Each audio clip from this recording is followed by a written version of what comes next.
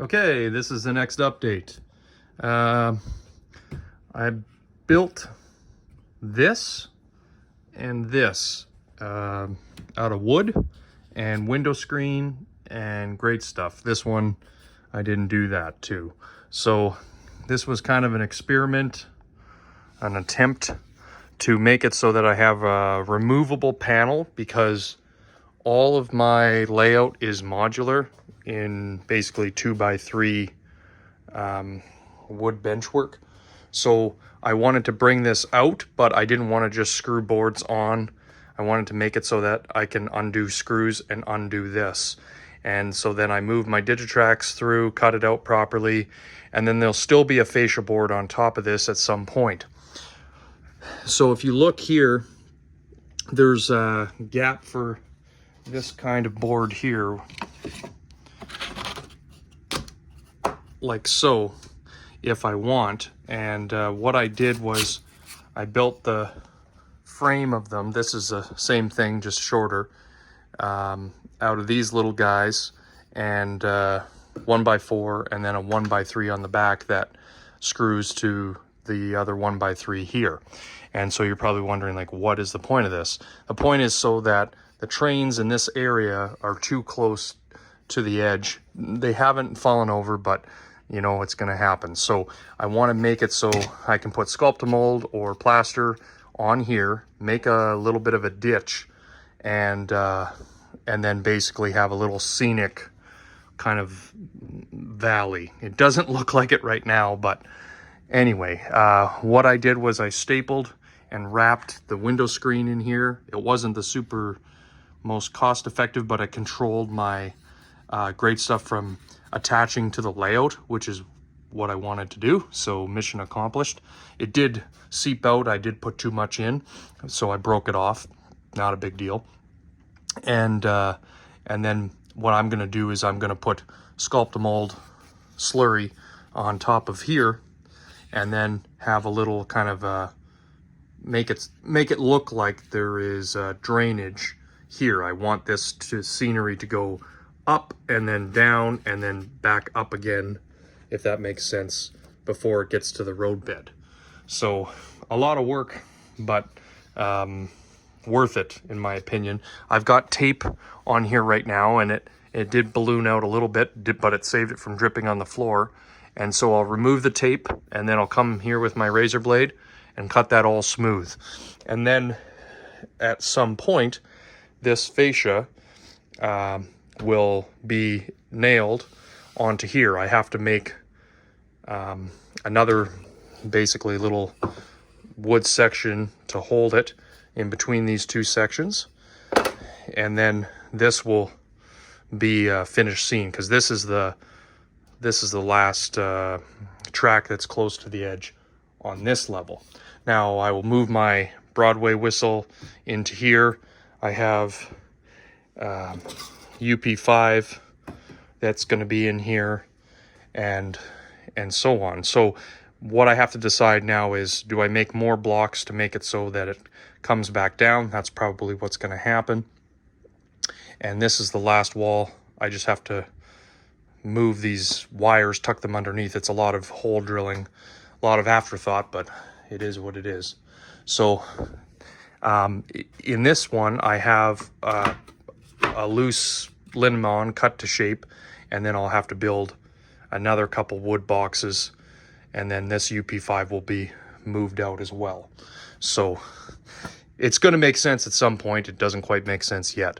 Down here, I'm a little close to the edge. This is just how the works with the Unitrack when you're building a layout with sectional track. So I'm going to build a kind of a build out box and have it sanded so that the fascia board will come across. But I want it to be, instead of just wood sticking out and then attaching it, I want it to be super sturdy, if you could lean on it if you wanted. And then of course over here is where I mentioned before I need another one. So no problem there. I picked up a couple rolls of plaster cloth. I need to pick up a couple more tomorrow. The Michaels is open for online ordering, so you can go in. There was a fire, order your thing online. It's kind of a pain in the butt, but at least I can get plaster cloth in town. So I'm covering this great stuff up. I put more cans than I thought. This is the layout I'm liking for the Anaconda Butte copper facility, with this extra kind of mine extension, and then it'll extend into the mountain there when the mountain gets that far. So this will all have to be painted, but it's got great stuff on the back and the front, so that this is all secure. And I use it as glue as well. It's actually fantastic glue for foam. So I purposely made it so that I've got that lip on there, that kind of scenic edge. So you'll see the train, but it'll kind of be half covered when you're looking at it at eye level.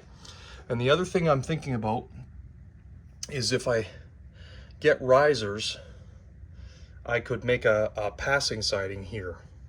I'm probably gonna just go ahead and do that, because why not? I don't have any passing sidings in my mountains, so it'd be kind of a neat operation to have.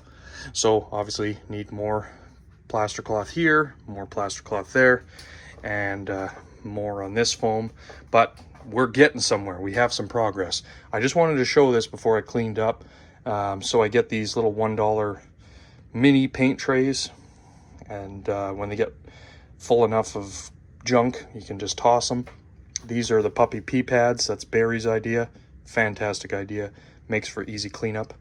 You don't have water all over your track when you're dragging this plaster cloth on top. And then I've got some weights sometimes I need to use. So I had to locate. This is probably where my little coal mine's gonna go, which is no problem. It actually works out okay. I'll be putting in a siding. That's kind of a rough idea of where that's gonna be. I had it here on this siding. It's kind of hard to tell.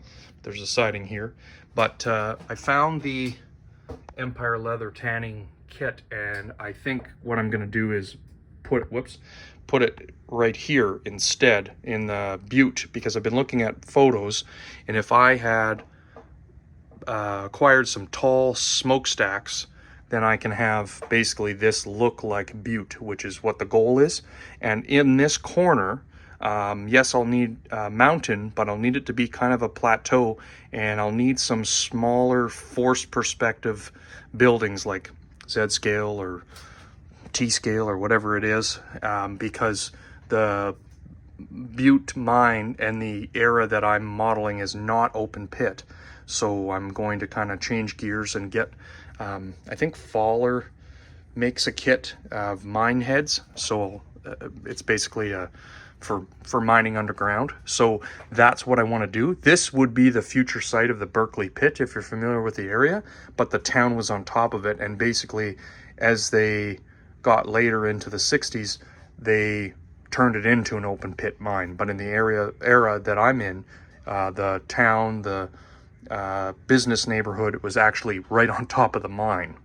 So if you could believe it. So this will actually be little tiny buildings up here, and then I need buildings like that and others to show like kind of a smelting and other mining processes. There's a bunch of different independent mines that operated. If you read some books or read on the internet about Butte, there's lots of history on it, and PBS stuff on YouTube as well. So this isn't really prototypical.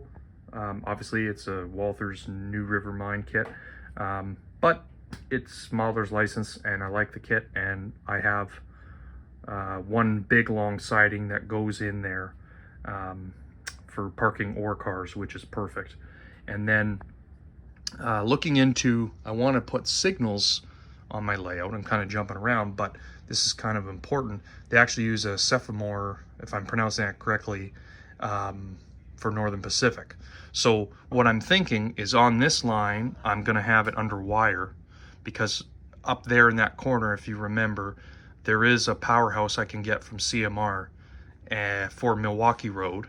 And then I could have some other electric locomotives, Butte, Anaconda, and Pacific power sitting on the siding up on the top here, and then basically fill in the mountain as I've got loosely drawn out on the wall as well. So definitely going to need some more track before I'll be able to get back to that part. But even if for now, that's what's great about Unitrack. You can just set it down, start operating. This area does operate well.